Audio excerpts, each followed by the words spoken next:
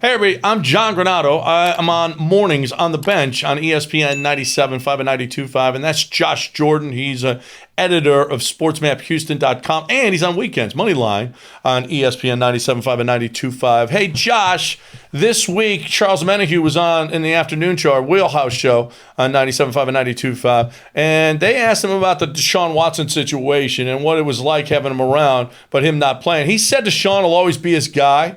Omenihu and Deshaun share the agent, David Mulligetta. And it's kind of a big deal how Nick Caserio is handling this. A couple of things about this. First of all, Nick Caserio has brought a professionalism that was lacking with the Houston Texans.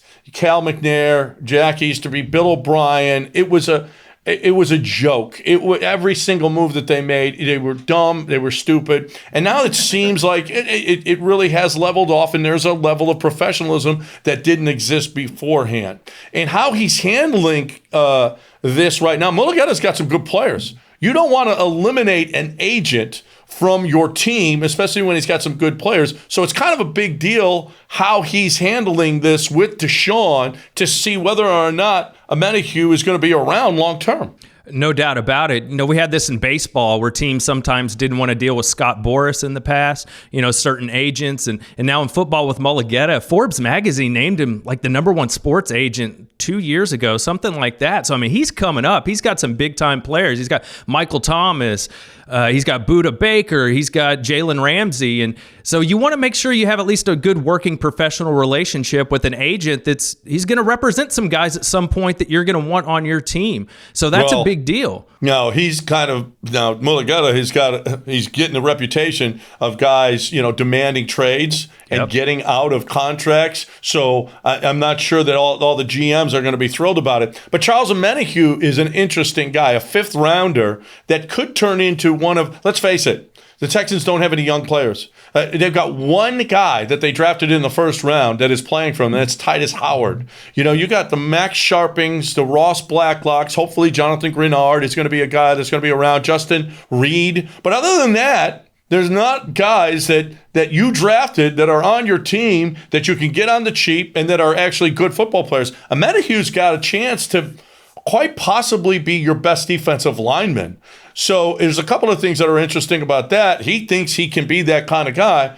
Why is he third on the depth chart? That's very strange to me, right? And this has been brought up a few times. They asked David Culley about this the other day, and he just basically said, don't pay attention to that. That doesn't mean anything. He's going to play a lot of football. And he did. I think he had like 65% of the snaps on defense the other day. He plays outside, inside. And he kind of talked about in that interview, he didn't say the words J.J. Watt, but you could tell that's what he meant. Like he wanted to be that next big, important player for the Texans. That's what he wants to do, a guy that can play inside and outside.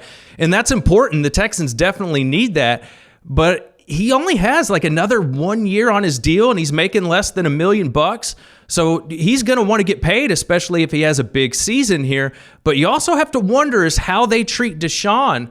That could definitely impact if Omenihu wants to stay here, because him and Deshaun are really close, and they have the same agent. So all that behind-the-scenes stuff that's going on with Deshaun, you got to think Omenihu, he knows about all that stuff. Absolutely. And you got to keep young guys in your program. And from all accounts, a guy that appears to get it, a guy that is an effort guy, that wants to be a leader guy, is a guy who's got talent, which is something that the Texans are bereft of.